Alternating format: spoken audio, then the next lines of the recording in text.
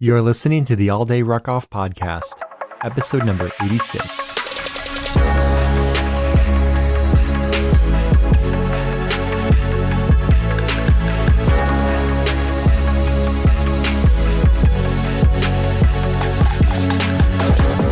Welcome to the All Day Ruckoff Podcast, episode number 86.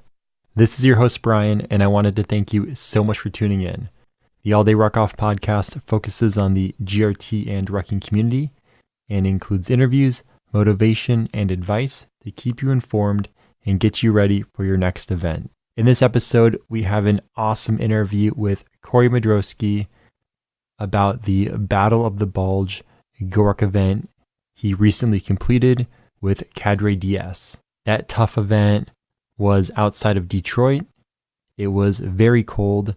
So we get into some cold weather gear discussions, as well as tips and tricks to have some more success at those colder weather events. As many of you know, I live up near Seattle, and cold for us is in the 30s. And so the event he was at, it had a high of 18 degrees, which is quite a bit different. As always, I want to give some thanks to those who have left a review on either Apple Podcasts or on our Facebook page. This week, we've got a 5-star review from Tommy Trout posted to Apple Podcasts. So helpful, great way to engage the GORUCK community. Love the content and the passion. Brian comes across as so much like one of us, just hanging out and having a conversation. These podcasts have been so helpful in helping me learn more about the rucking community. Keep it up, Brian. Thank you so much for taking the time to write that. When I thought about making the podcast, one of the things I wanted it to be was just a candid discussion, like we were just hanging out, either over lunch or over a beer, and just talking about rucking. In the early episodes, when I would invite guests to be on, they would say, "What's it going to be like?" And I would just say, imagine that we're hanging out after an event, just talking about the event. That's the feeling that I wanted to have. I'm glad that you're enjoying that. Thank you so much again for taking the time to leave that 5-star review. It is truly appreciated. If you would like to support the podcast, it would be truly appreciated if you left a review on either Apple Podcasts, which can be found through iTunes, or on our Facebook page. I read them all, and they all make me smile. They're amazing, and they're very much appreciated. So thank you. 2 quick announcements before we get going. The 1,000-mile challenge price increases tomorrow, and the Winter Challenge 2019 starts tomorrow. So both of those are charitychallenges.org events. You can go to charitychallenges.org to learn more about those. 100% of the net proceeds for both events go to charity. 1,000-mile challenge, pretty self-explanatory. 1,000 miles in 2019. Winter Challenge 2019 is push-ups and sit-ups. So 2 very applicable exercises. More info at charitychallenges.org. GORUCK is having a free virtual event for the month of February. I'll have a link in the show notes to that, or you can go over to goruck.com, of course, and there's more information there. But it's a mile a day, and every week you're supposed to up the weight just a little bit. So it should be a ton of fun. You'll get a free patch at the end, and it should be some solid motivation to get through these colder months. Final announcement, recently reviewed the Aftershokz headphones, which I think are pretty awesome. Put a video up on YouTube and have a review up on the website. So there will be links to those in the show notes. If you already own the Aftershokz headphones, I would love to hear your comments on them. And if you don't own them and you're listening to podcasts or listening to music while you're out rucking, definitely something that's interesting to check out.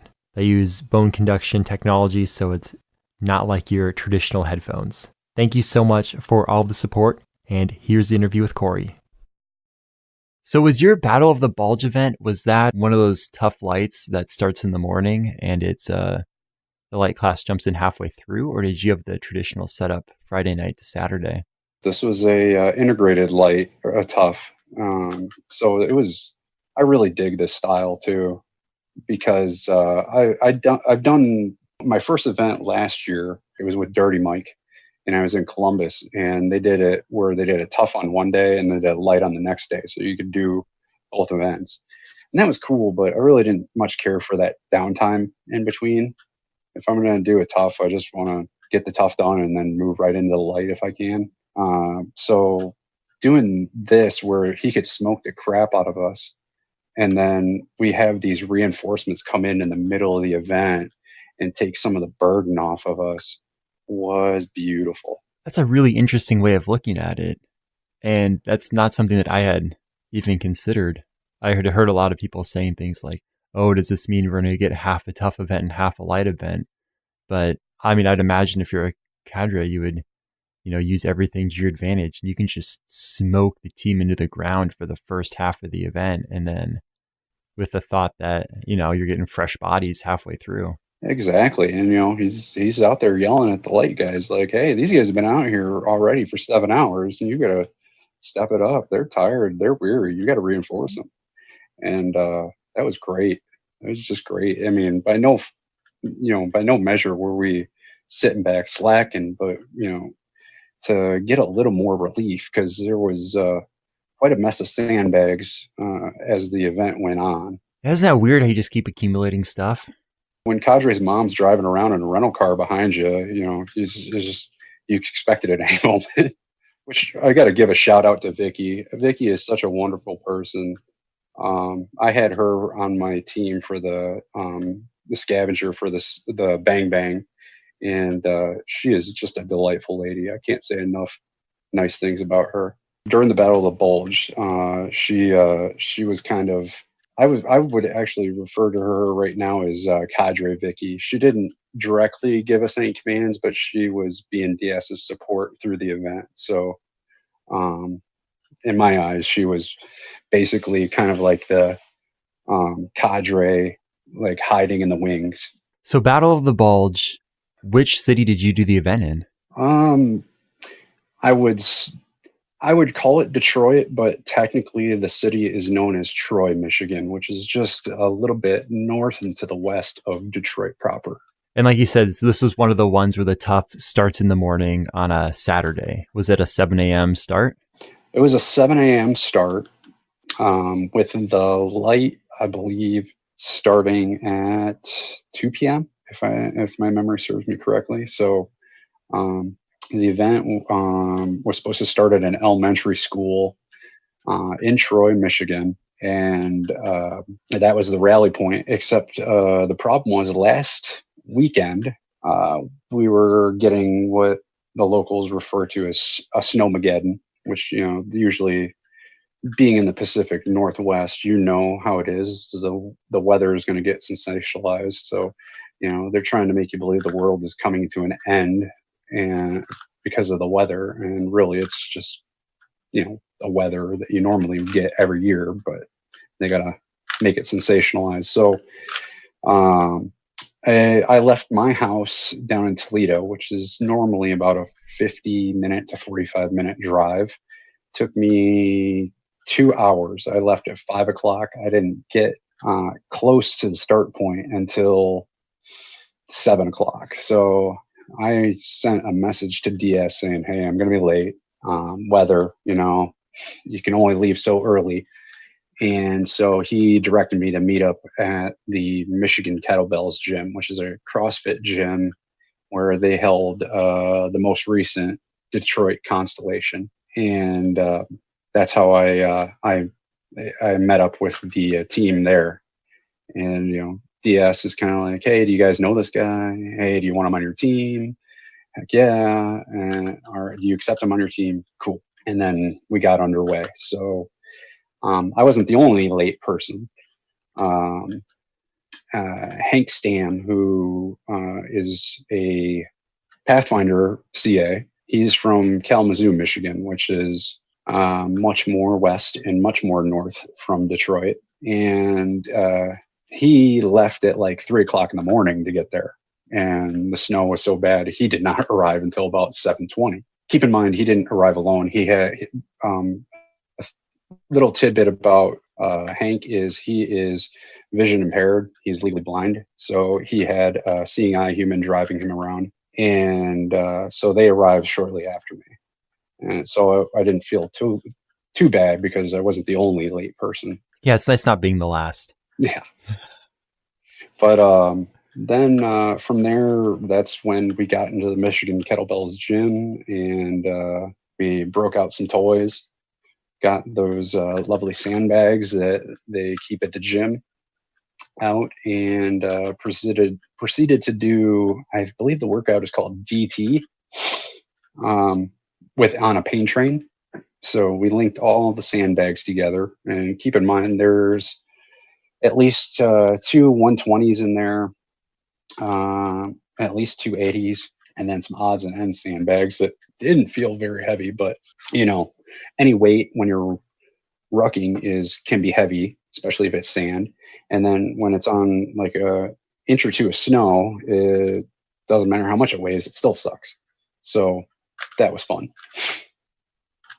Yeah, it's one of those things that just keeps compounding. It's like, it's only this much weight, but you're moving, and they're all chained together, and there's snow on the ground, and there might be ice. And everybody's a different height. Yep. So that's the worst part of a pain train is you got these, Ichabod Crane looking mofos, and then you've got like the little, Gimli from the Lord of the Rings looking guys like me, where you've got all torso and no arms and no legs, like you got a T-Rex body, and you're expected to. I think DT goes. It's like 11 deadlifts, and then it's 11 cleans, and then it's 11 overhead presses. And I think we did that. I think 11 sets or 10 sets. So what we would do is we'd do 11, 11, 11, and then DS would be like, all right, take 2 steps to the right, and we rotated through the whole pain train doing that workout. Was that the welcome party? That seems like a solid welcome party. That was the welcome party, and a lot of people were complaining of smoked shoulders after that. I can only imagine. I'm glad that they had people, switch it up, because those 120s, I mean, that would be pretty rough to get stuck with a 120 for 11 sets. Yeah, it was not fun, but it was, and then I got to give mad respect to DS, because that dude wants to get a workout in as much as we do. And he was jumping in on that pain train and helping out with the workout. So that was good of him. Yeah. The first time I ever did an event with DS, he got in under the team weight and the log that we had with us. I remember looking over, I was like, are you really in here right now? He's like, yeah, I want to get a workout in. Exactly. He preaches, well, he embodies exactly what Big Daddy preaches, which is if you're not willing to do it yourself, you shouldn't be willing to make them do it. Yeah. I remember BD, every event I did with him where there was water, he'd be the first one in the water. That guy would get down there and just jump right in. And then obviously everyone else is expected to follow too, because if the cadre is getting wet, you exactly. Are. And that is a huge point of respect for cadre who do that, because if they're willing to put it on the line, then I can't be mad if I'm going to put it on the line. Absolutely. So what was the temperature like? It sounds like there was a couple inches of snow on the ground. That is an excellent question. I didn't really pay attention to the temperature too closely. I can tell you it was below freezing, probably in the teens. I want to say when I looked at the weather report, it was supposed to be like a high of 11 that day, but I think we got up to about 18 at one point. A high of 11, and you probably got to 18. You must have been boiling. Gosh. Oh, man. It helps. Nowadays, I'm a little bit more hardy when it comes to the cold, but if this was back in 2016, I would have been really miserable because I did not like the cold back then. As we alluded to in previous discussions, like my little anecdote about Veterans Day the one year. I do not like the cold, but I'm getting better with it. So if you don't mind me asking, what did you wear to the event to kind of combat the cold? We don't get down that cold out here in Seattle, so I never really have to plan for below freezing events, but I'm curious. I got a pair of Rocky SV2s, I think is what it is, that are, and I don't want to hear people complain about it, but they have Gore-Tex in them. And because when you're just going to trudge through snow, and it's not likely that you're going to be, in water a lot, which if we would have been in water a lot, probably would have quit. Those boots have been indispensable when it's a cold weather event for me, because you got to take care of your feet. Not to use a cliche from Forrest Gump, that's just a priority of work. And if you want to get through the event, you got to prepare adequately. So that means footwear to start off. Under those boots, I've got 2 pairs of socks. I've got just a basic Darn Tough ankle sock. And then over the top of that, I've got their mil spec version of the Darn Tough sock, which is like a heavier, denser wool blend. And I really liked those. My feet did not feel cold at all during that event. Yeah, I've got the Rocky S2Vs, the insulated ones that you're talking about, and those things are so nice for keeping your feet warm. So good. I don't use them at events out here, because even in winter, we're still looking at 35, 36 degrees, 40 degrees. So there's still a good chance you're getting in the water, even in winter out here. But if you're looking at, like you're saying, like 8 degrees out, 11 degrees, I mean, there's a very good chance you're not getting in the water. And in which case, those boots are amazing. As long as water doesn't go over the top and into them, they're incredible. And I had an extra pair of socks in my ruck in case I needed it. So I wasn't really worried, because how it is you're walking, trudging through snow, and you kick some up and it can get down in there. And as long as you're not like that doofus that like tucks his pant legs into his boots. Like, I know that looks all real cool and like 80s military movie, but that's just a good way for you to funnel snow right into your friggin' boots. So don't do it. You essentially create a water slide for snow. Yeah, to just exactly. And rain and everything. It's like, how can I get that in the boot as quickly as possible? I know. You're not going to have fun on that slip and slide. You really aren't. No, and on top of it, you're probably wearing some pants that are, rain repellent. So the water is not going in. It's wicking off or wicking down and going, funneling straight down in there. At that point, you would just call it a trough. Yeah. No kidding. So then that brings us to pants. Is I was rocking my green. I'm not even sure what weight these were, because I thought they advertised them as the heavy pants, but maybe they're the midweights. It's the challenge pants, but the thicker version. Yeah, that's an interesting story, because it might be interesting to you or maybe not, but they originally marketed them as the heavy pants. And then some people were complaining that they weren't like super heavy snow pants.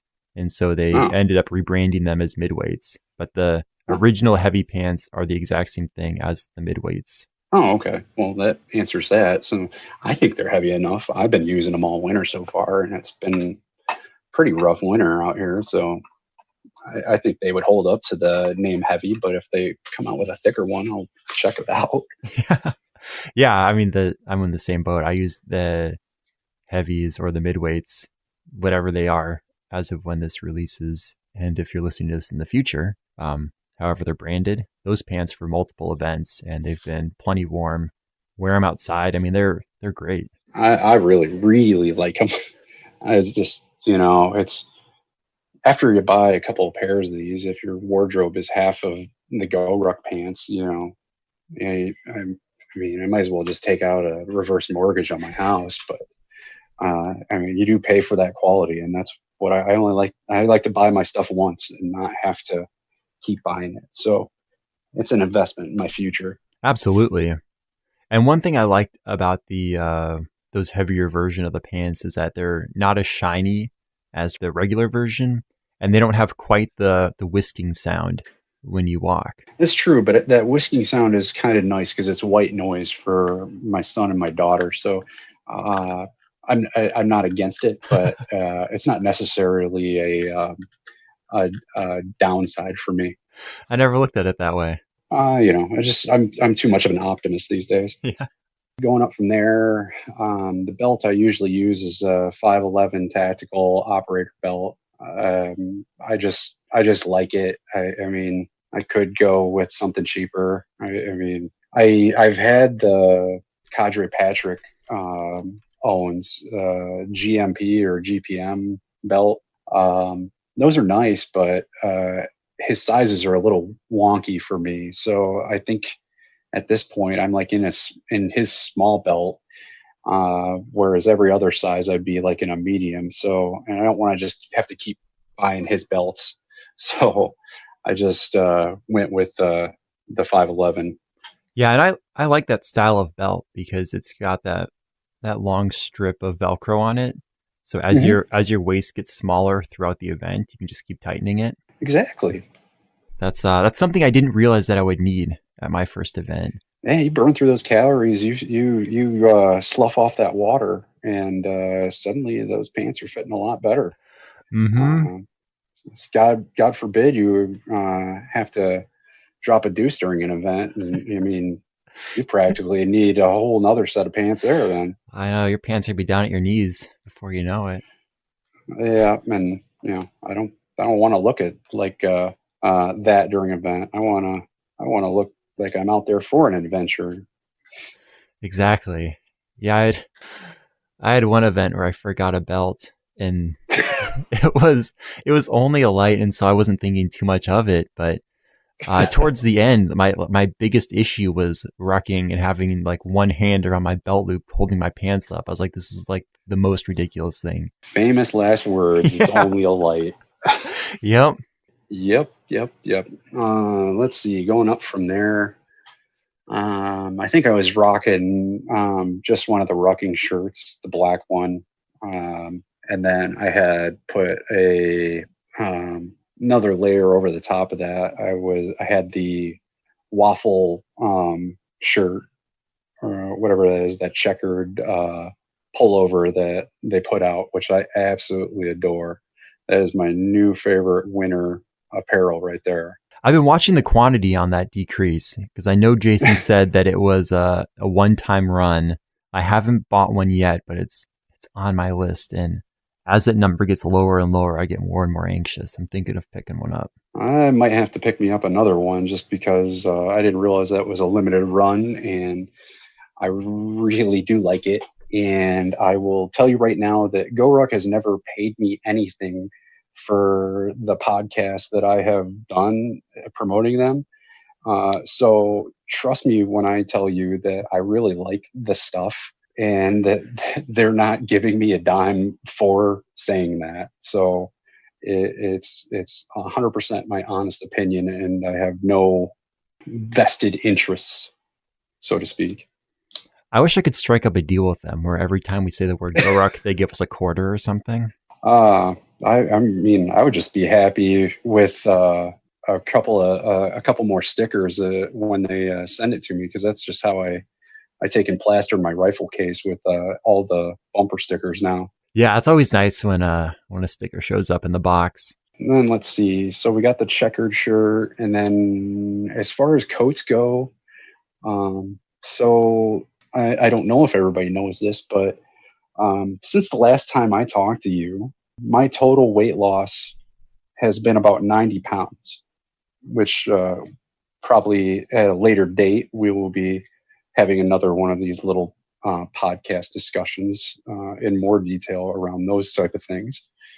And you'll be able to see pictures of me with Cadre Heath before my weight loss and after my weight loss for references. But I had a 511 jacket that I bought a while back just because I needed a winter coat, and I don't really have any winter coats that fit me. So I just decided, what the heck, I don't care. This thing doesn't fit me. So if I beat the hell out of it, fine. If it survives after this, well, then it's going to get the hell beat out of it at another event someday. And so I wore that over the top of it, just as more or less as a shell, not really a great insulator, but it kept the wind out as best it could. So it kept me warm and it was functional. If Jason wants to make like a full on like jacket where you've got the checkered shirt as the liner for like one of those Arctic Tough jackets, I would not be sad. Probably be forking that over, and that's where that reverse mortgage comes in. Well, at first I gotta say congratulations. I did not know that you had those kind of numbers. That's amazing. Yeah. I mean, the last time I measured, I had a DEXA scan done. My body fat percentage was somewhere around 22%. So I can only imagine how high that number was prior to my weight loss.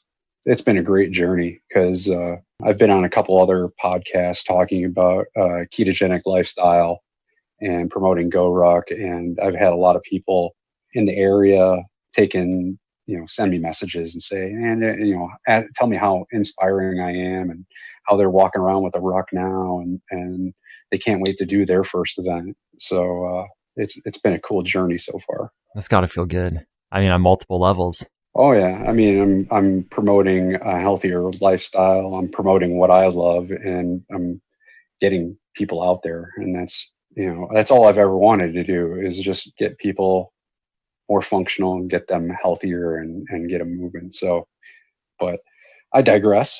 Getting back to it. Yeah, like you said, we'll definitely have another podcast dedicated to this in the future for sure. Right. So let's see, we covered mostly the layers. I was just rocking my black camo rucker.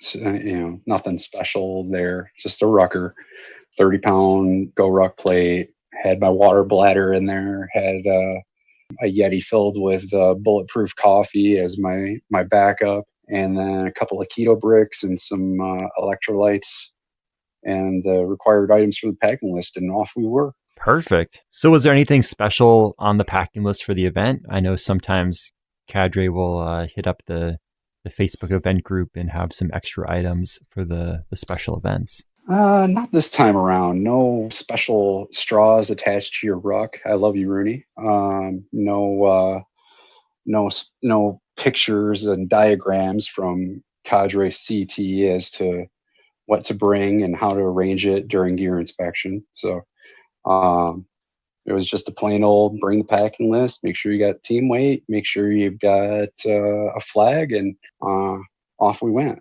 Now, getting into the event, DS basically said, I don't know if you all are members of ruck clubs or not, which Michigan Kettlebells is its own ruck club. And then there was a lot of Highlands Hopeless guys there, which is, more northern Michigan ruck club. And of course, there was me representing Team RWB Toledo's chapter ruck club. And he said, they just sent out the ruck club call out for this month, and we're going to do it. So we started the event with a 12-mile timed ruck march, and the goal was to try to get it in under 4 hours. That's quite the start to the event. I mean, you've got, let's not forget that there's snow on the ground. There's winds blowing. Do you still have all your sandbags chained together? No, sandbags got loaded up in Cadre Vicky's car. So thank God. That would have been a heavy if we would have carried those. That wouldn't have been a tough. They're with the amount of snow that was on the ground and the people we had, that would have been a heavy. 24 hours for sure. Yeah, I can imagine. I was trying to do the math in my head. I was like, this is going to be nuts.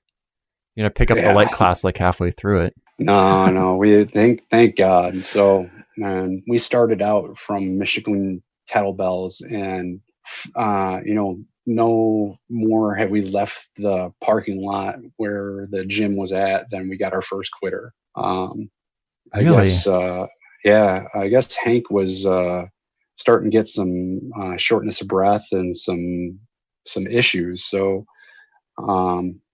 he had to drop. And, sometimes it's just not your day. And, I know Hank is a tough dude. He's a Pathfinder CA. he does some crazy workouts. Like he likes to do like workouts, even though he has like a torn calf muscle. I know he is a tough dude. So for him to say, "Hey, I'm not feeling so good. I'm really worried here. I think I need to quit." I knew something was going on with him. Later on, after the event, I sent him a message a few days later, and he had followed up with the doc, and they hadn't found anything at that point. I'll have to check in with him and see how he's doing. But last I heard, they weren't quite sure what was going on. But I guess when you've been up at 3 a.m. and you show up to an event late, and then you got to go do a DT workout with sandbags, that can mess with you, especially in the cold. Yeah, that weather can definitely play a factor. And rather than be a liability, he decided to duck out, before it became a problem. Because, when you're legally blind, trying to find a Uber in the snow, I can't imagine is going to be the easiest task. Yeah, you definitely have a lot more to consider when it comes to it, because I mean, if you're, who knows where you'll be 6 miles out when it becomes a serious issue. Exactly. And, that was the thing that Cadre Garrett would always preach, is show up to the event with your tank on full. So, you start having doubts. It's better you live and ruck again another day than, end up tanking the whole event for everybody when the ambulance shows up. Yeah, so true. So, Hank dropped out right away, and then we got it going. And I thought we were covering a pretty good pace. We weren't jogging.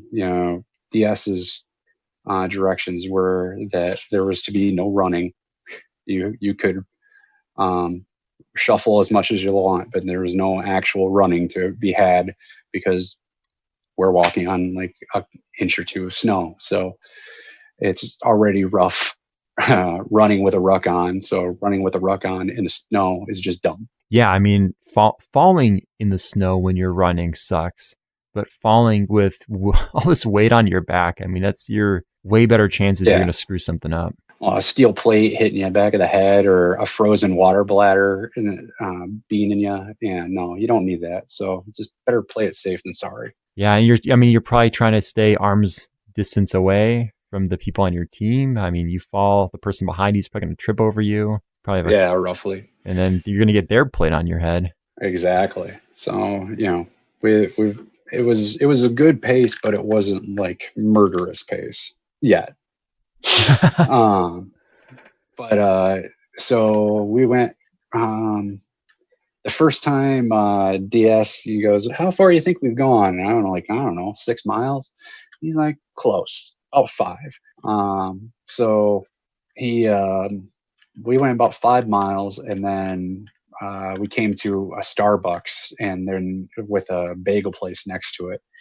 And in his infinite mercy, he allowed us to go into the bagel place and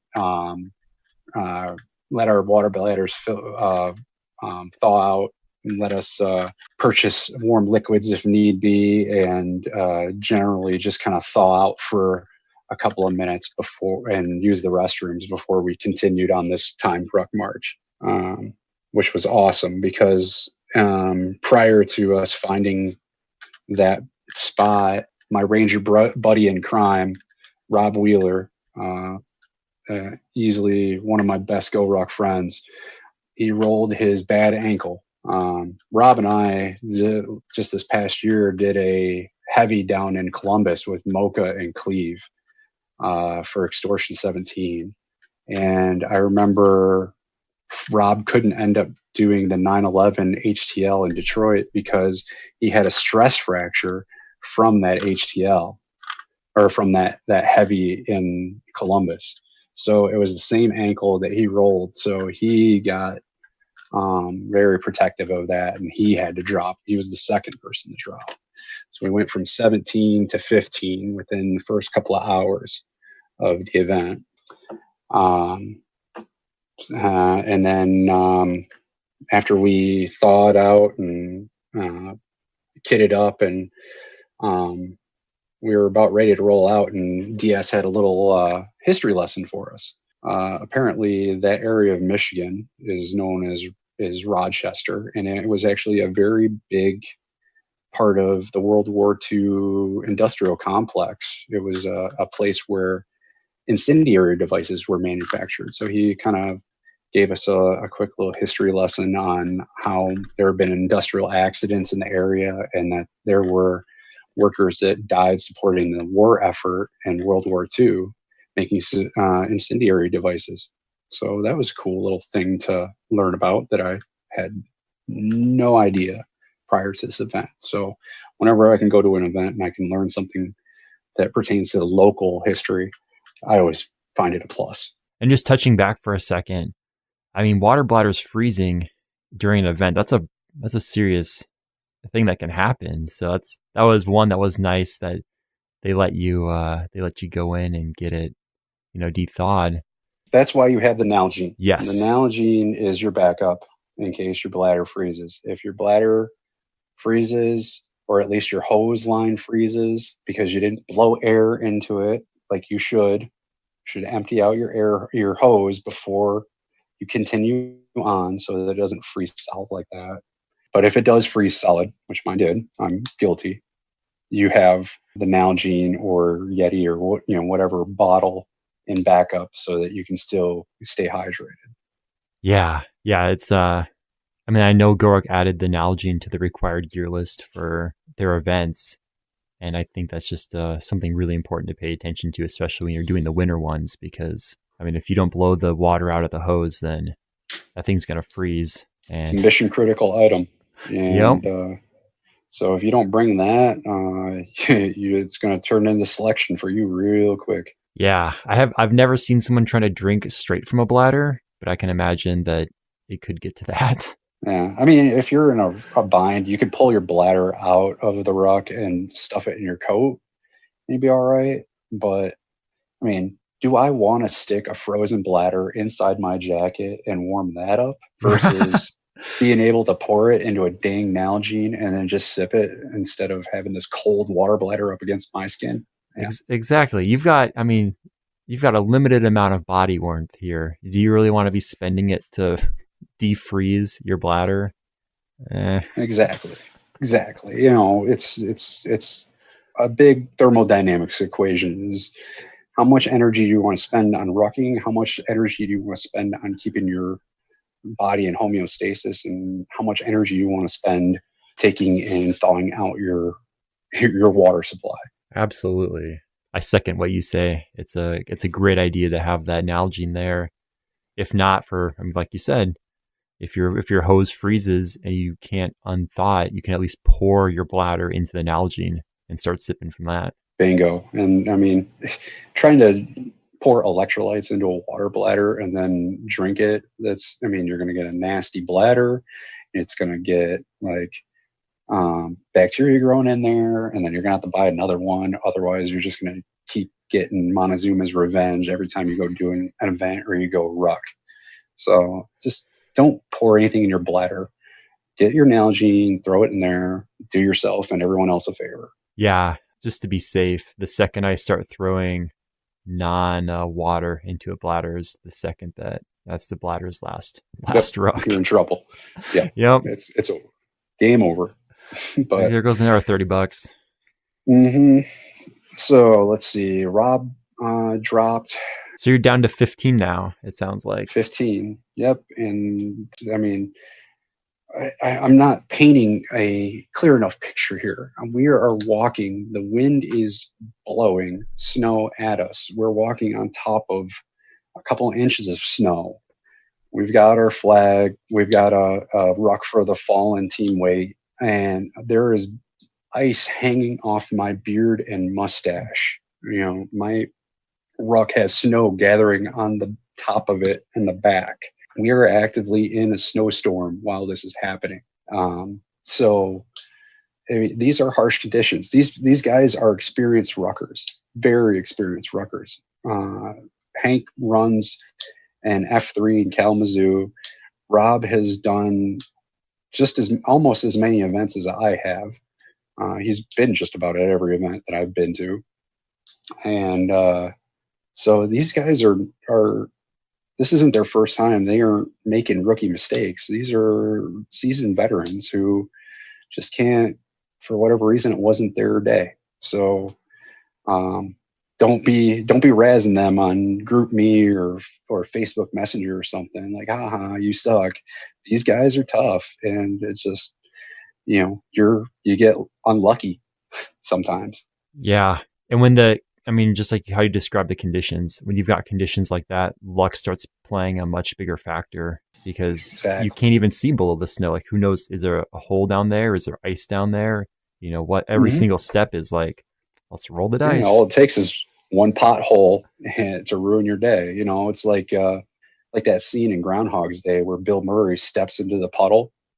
That could be easily, you could have thin ice and, it could be your Mac V1 that goes down in that puddle. Yep. And then it's a long 12 hours. Absolutely. So did you guys end up completing that 12-mile timed ruck? We had one more quitter before the end of that ruck. It's a guy who I've been with on several Detroit events, named Kyle. Dude just, he was getting smoked and, it wasn't his day. So he dropped. But we got to 12 miles at 4 hours and 55 seconds. So then DS got us all together in one little group shot. You can barely see me. I'm like sticking out just behind someone's head. It's like you can't even tell that I'm there. So I can't submit that to the call out page personally, but that's all right. RWB is going to be doing one this weekend, so no big deal. But you can see DS holding his wrist watch up, his Garmin, and taking and getting the picture of all of us right then and there. And that was cool. We took a couple of minutes and chilled and collected ourselves, because when we were getting down to the end to that 4 hour mark, I mean, we were shuffling. It was, we just got to shuffle to that next tree, or keep on going up this hill. The typical stuff that you get on these events, where it's just, you just pick a landmark and you're like, all right, get to that. Just don't worry about what we got to still do. Worry about getting to that spot. And when we get to that spot, then you pick another spot and you just keep leapfrogging it until the job is done. Yeah. And that's such a good way to tackle that. And that's probably, especially for you guys, how you had to tackle that given the conditions. You probably couldn't see much farther than that spot. And we were getting to the point where we were getting into some of the terrain. So we started out, it was pretty flat, urban area. And then we were getting more into the suburbs and where the golf courses and country clubs are. So it gets a little bit more hilly and a little bit more challenging, and footing gets a little bit slipperier. So we had to press a little. It sounds like at the beginning you're kind of going on roads. I mean, you're at least able to find a Starbucks and a bagel shop. Sidewalks, roads, parking lots. And so it sounds like by the end of it, you ended up getting into some off-road terrain. I'm not going to say off-road, because a lot of it did still have sidewalks, but it was more rolling hill sidewalks of neighborhoods rather than, the business and industrial complexes and whatnot. And then, because after we finished with the 12 mile, it was our job was to get to, and I don't know how DS found this, but Oakland University, which is a somewhat prestigious university in the Detroit area, has an organic farm right there in Troy.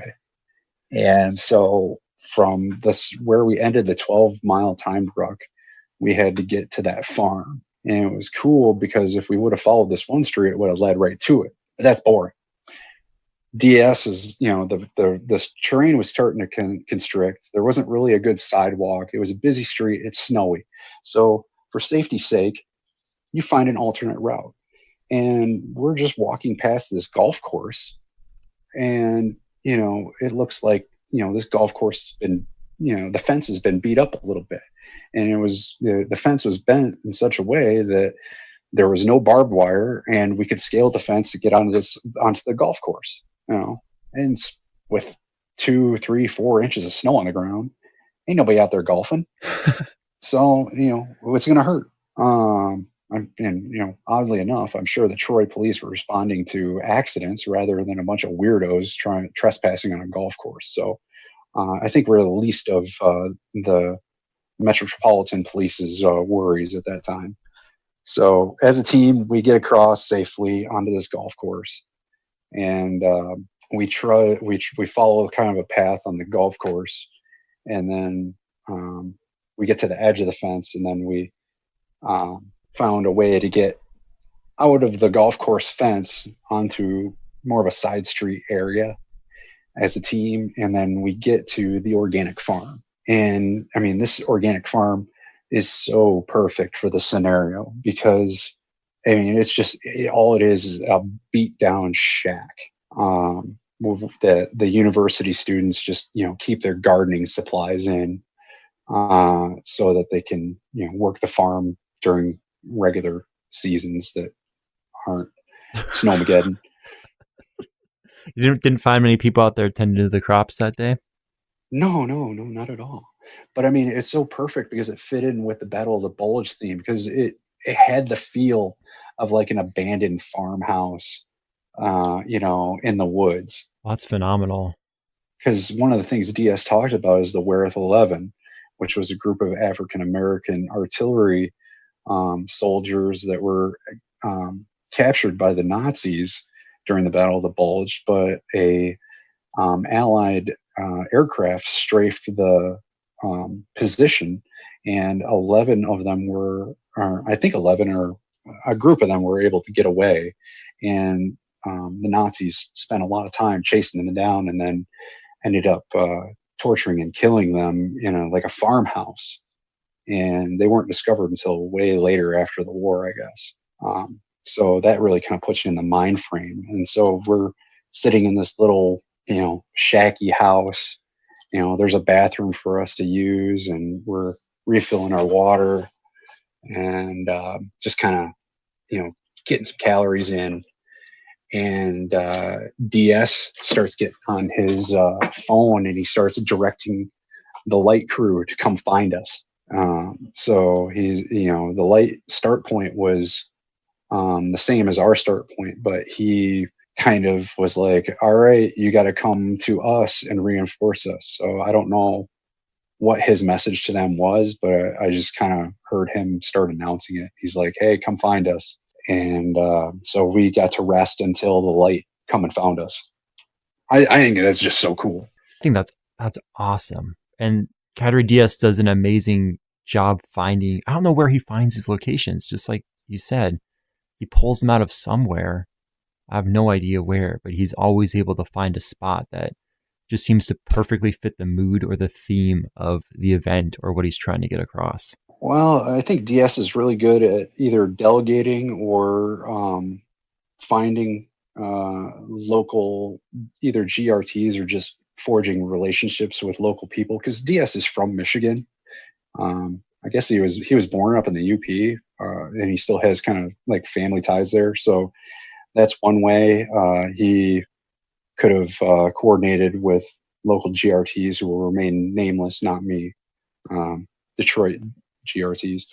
And he probably could have found that farmhouse through them because there was an ulterior motive to him choosing Troy, Michigan, other than to change up the start point from Hart Plaza.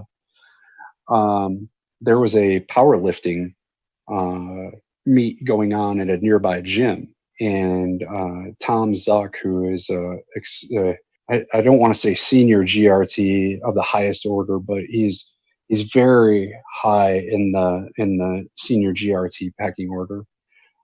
He was one of the participants, so we'll get to that in a minute, though. After the light crew kind of joined up with us, that's when we started kind of doing some more simulated type of stuff. So, our directions were to set up the sandbags at a position, across from the house in a semicircle facing north, and the light crew was going to come help reinforce us. And then it was Cadre DS basically having more games than Milton Bradley at that point, pick your sandbags up, move them over here, pick those sandbags, move them over there.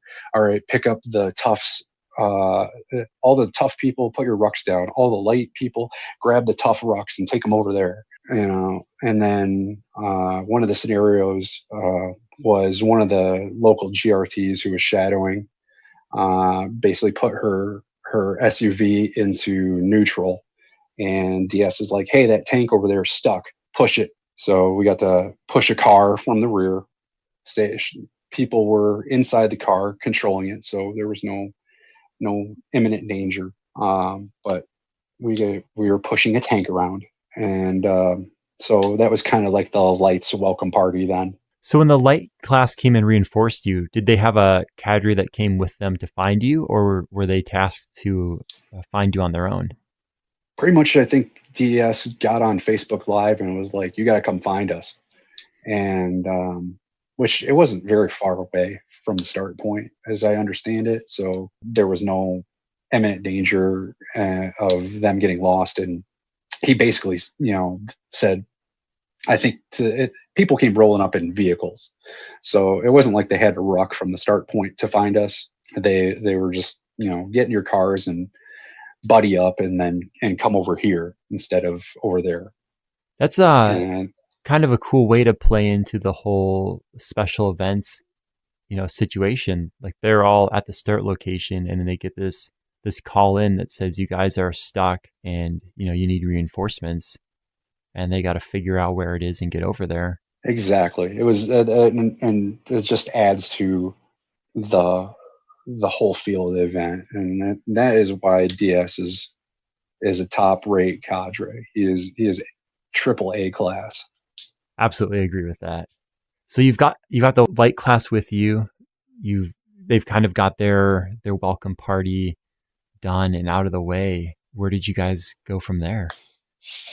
From there, it was, the usual, pick a team leader, pick a assistant team leader who's never done one of these, who's done a bunch of these.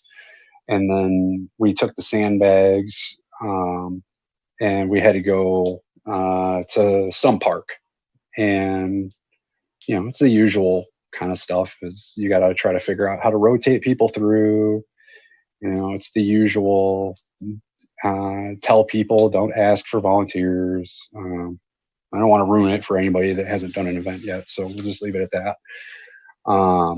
And when we got to that park, we did it quick enough that we were able to drop 2 of the heaviest sandbags, thank God. And then we continued on to another area where I think we got to drop 2 more sandbags, and then DS goes, hey, we got this GRT. He's competing in a powerlifting event nearby. I think it'd be really cool if we went over there and we supported him. So we went over to this, I don't know if it was a CrossFit gym or what. It was like Rochester powerlifting gym. It was like the initials are RPG. I remember that much. And so Tom was getting ready to, I think he was doing a deadlift was his next thing. But so we ruck it all the way over to this gym, and then DS goes in and starts talking to the people running the thing, and they're like, hey, we're here to support, our buddy. And while he's like trying to smooth things over with the event staff, Tom comes out and is like just in awe that, 30 some GRTs came out to support him at his first powerlifting event. And, the first thing he says when he shows up, because Tom is just a hilarious guy. He's just a great person to have at these events. And he looks at us all and he goes, there's no way any of you monkey asses are going to fit in here. And when you hear something like that, you just got to laugh. So we got to drop our rucks outside, and some of the shadows, watched over our gear, and we got to go in there and warm up for a little bit and, cheer Tom when he went to do his lifts. And I think he ended up PRing his deadlift that day. Don't ask me what it was because I can't remember, but I think his total for that event, deadlift, bench, and squat was like 1,200 pounds. That's phenomenal. Yeah, I had no idea that you guys had shadows out there following you around in that nice weather. You have some dedicated folks over there. Mostly for the light, not so much for the tough. I don't think we had any shadows except for DS doing a couple of live streams during the tough. So that was for the light crew. And yeah, conditions were more favorable then. Yeah. It jumped up to maybe 18 degrees at that point. Probably, yeah. It was, it was, what's it, 11 degrees, 18 degrees, whatever it takes.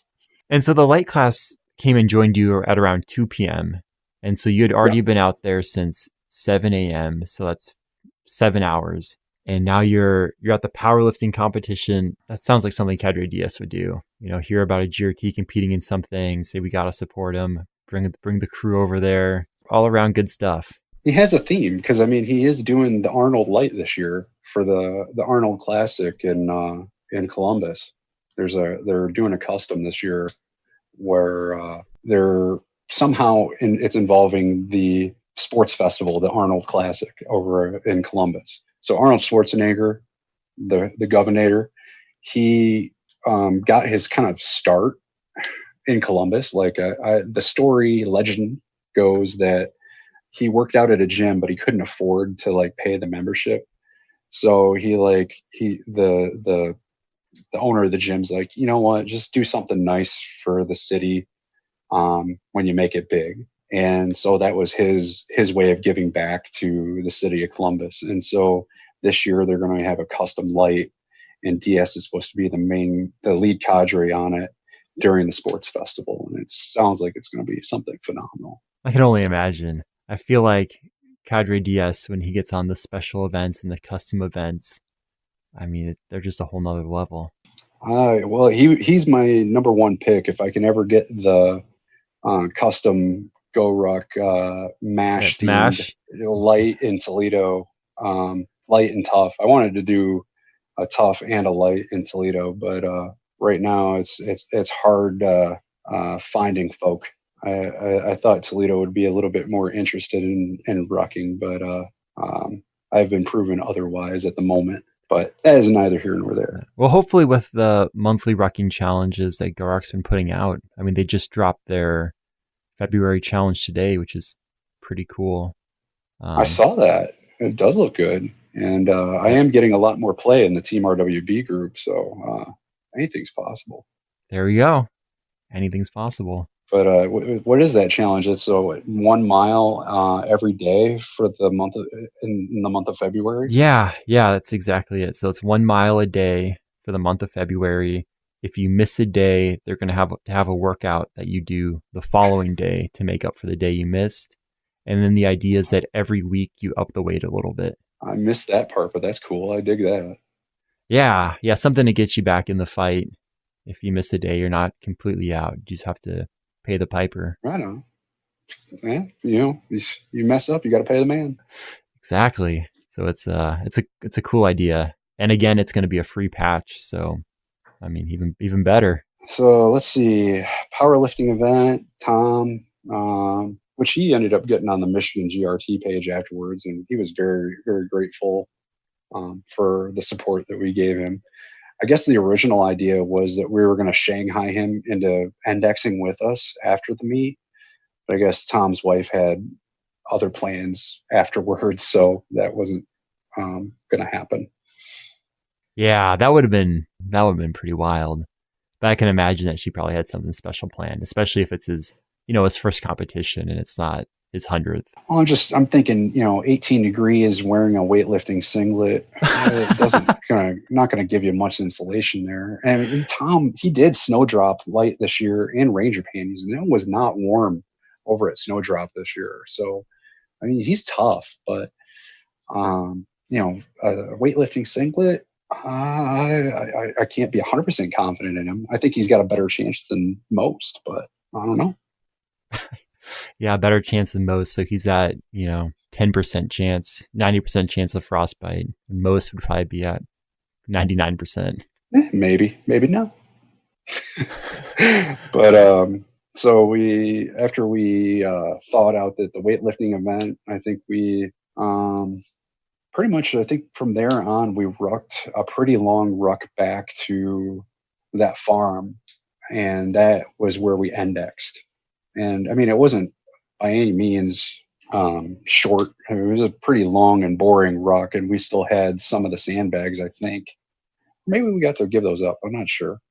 Can't remember that well now. I don't remember sandbags, but it was cold and I was tired. So, and I've been up since 5. So my usual steel trap memory is failed a little bit there. But the total mileage for that event, when we got done, I read it at 20.84 miles. So, between the tough and the light, we definitely pulled a tough and a light. Absolutely. And what time did you index about?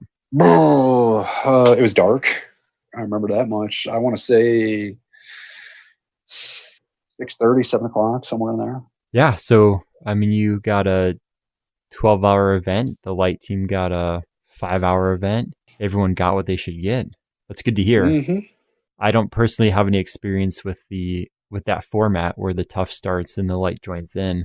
And so they've kind of been a mystery to me. So I tell you what, you gotta give it a shot. It was a cool experience, and I would love to do that again because, well, at least if done right, DS did it right. If it's executed poorly, that would not be good. But the way he did it was great. Yeah, a lot of it I think really depends on the cadre involved. I think if Jesse H was around, he would do it right. I bet he would still do it right, even being in Okinawa or wherever he is at this time. Jesse H would be a good candidate for that. I think Cadre Will could definitely do it upright. Trying to think who else. Oh, Cleve definitely could do that right. Oh, for sure. Cleve and Mocha. I mean, talk about one killer heavy. That was a killer heavy. It's just that was a good format, and I hope that they do a lot more winter events like that. Yeah, this is the first year of Battle of the Bulge, and actually our Seattle Battle of the Bulge isn't until February. Oh, cool. So I thought that was interesting how they kind of staggered it, because usually the special events all happen on the same weekend, but I know there are a chunk that happened previously and then a chunk that are going on in February. So cool. I hope that drums up some interest and really gets people rearing to go out, because I didn't realize that they did them separately. Yeah, me neither. I was trying to figure out why they would have done Battle of the Bulge in Portland and in Seattle, because they're so close to each other. But then I saw Portland was in January and Seattle was in February, so it made a lot more sense. So I'm excited, hoping to be there in Seattle for February, and that one's one of the consolidated tough lights, so that should be my first experience with that. Pretty excited. You know who's running it yet? Don't. That's a good question. I should check.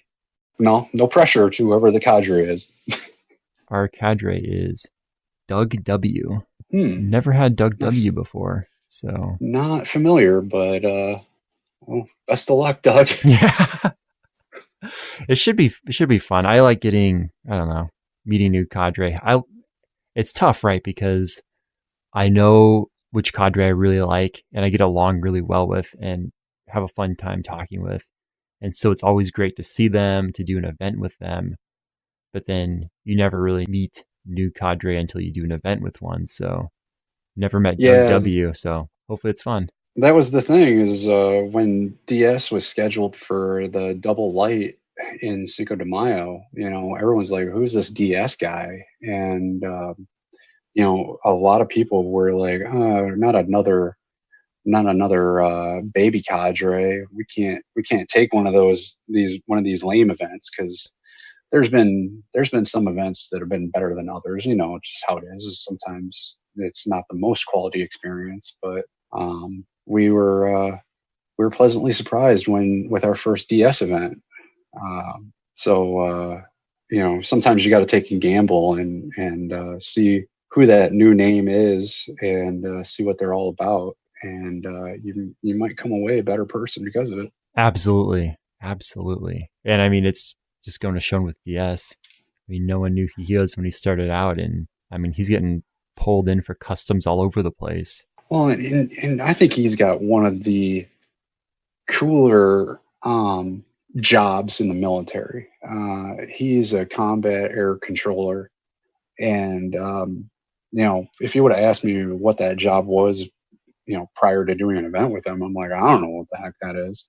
But apparently he's like a air controller that like makes sure nothing runs into each other above a combat airspace. So he's like on the ground telling where medevac chopper should land. He's telling the C-130 gunships where to circle, where the drones should be, and calling in for bombing raids, and just managing all this stuff overhead so that the other guys that he's attached to can get their job done. Yeah, it's from what he said, he definitely brings a unique perspective to events. Yeah.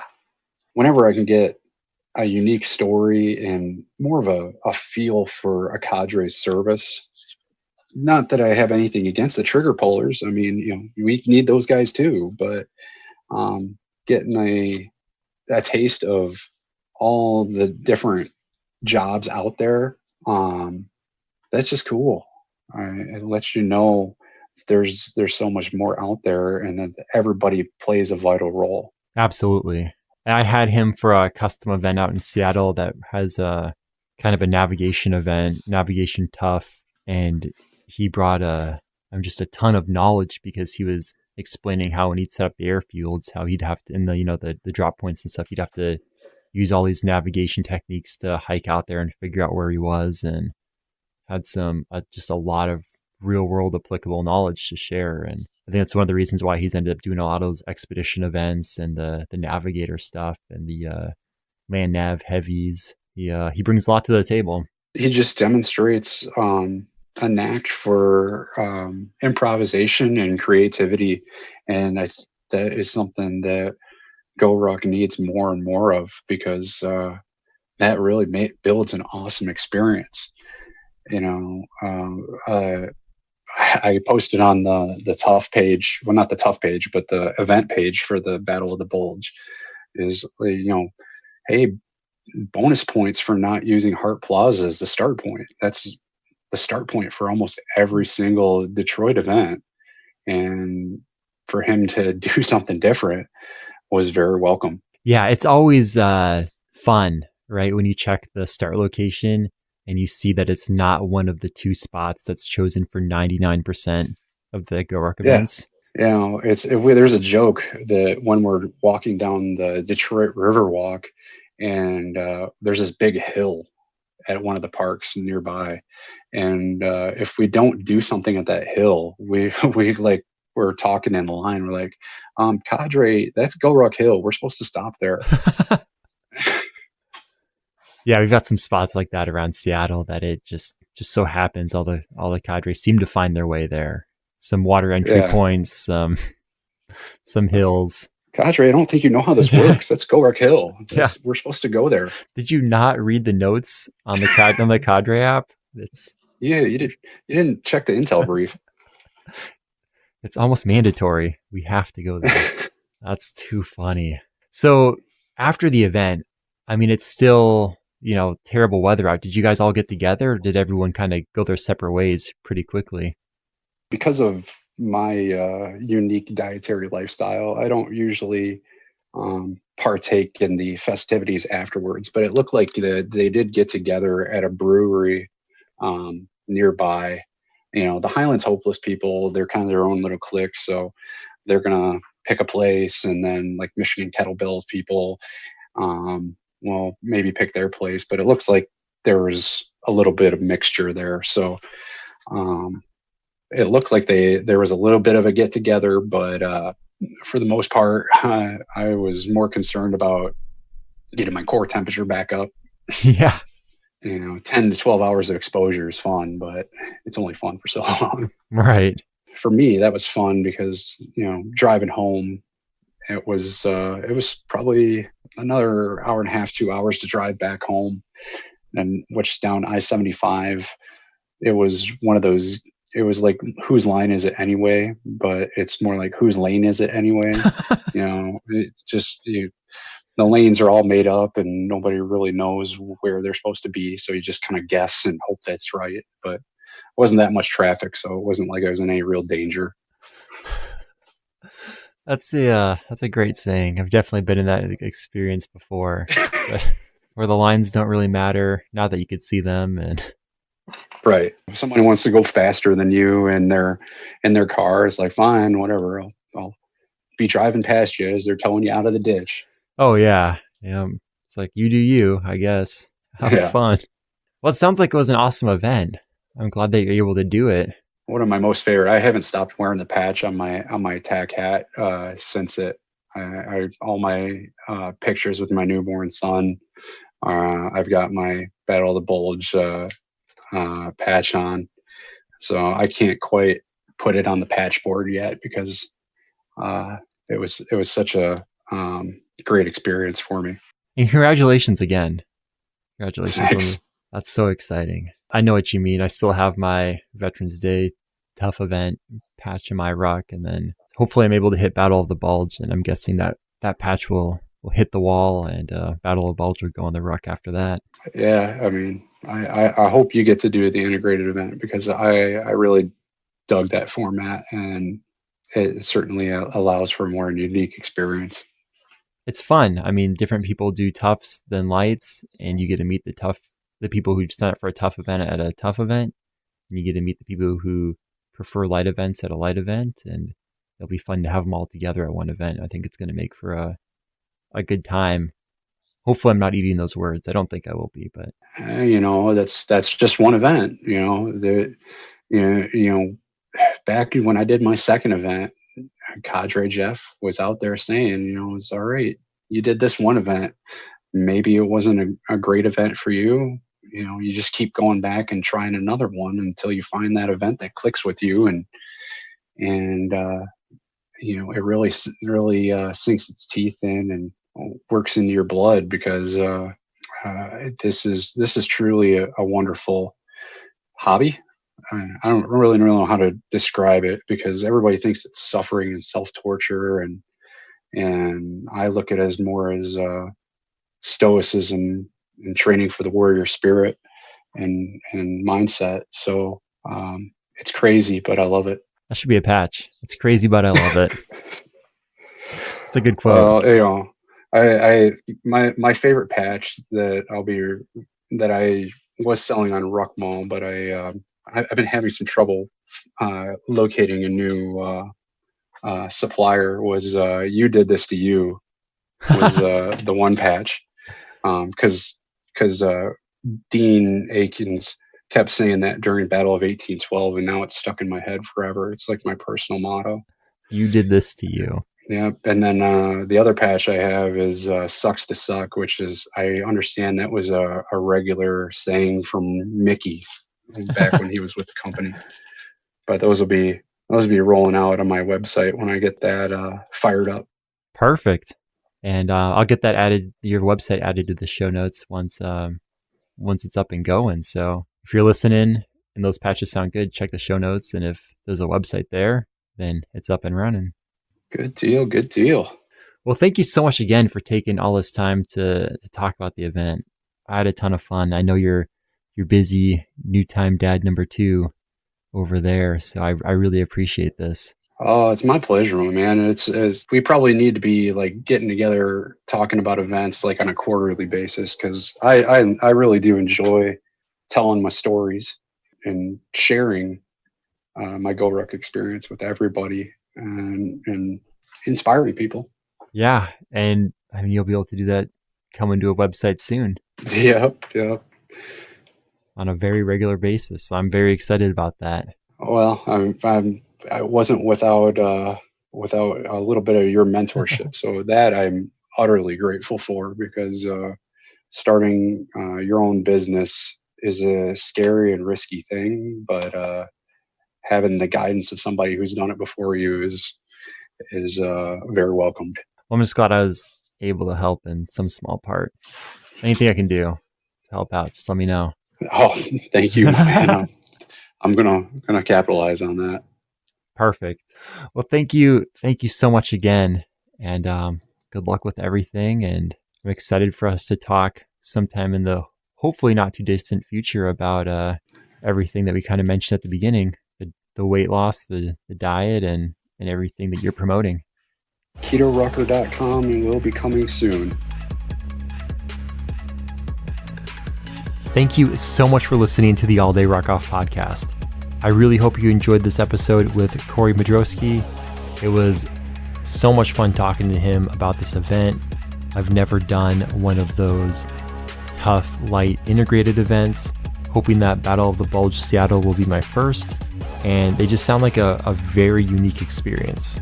Couple that with a Cadre DS run event with some pretty cold weather. It definitely made for a good story and some awesome takeaways on how to prep and what to bring for a cold weather event. If you enjoyed this podcast, I would truly appreciate it if you would leave a review on either Apple Podcasts, you can just search for All Day Ruckoff, or on our Facebook page. You can check the show notes for links to everything we talked about during the interview. Those are at alldayruckoff.com/podcast/episode-086. And then if you want links to the charitychallenges.org events or the Aftershocks headphone video review or the website review, both of those are in the show notes as well. And just thank you so much for all of the support. It's truly appreciated. And I can't wait for next week's episode. I think you're really going to like it. It's about the history of the GORUCK Heavy event, so it's going to be a fun one. Take care, and don't forget, attitude is everything. Keep yours positive, and drink hard, ruck harder.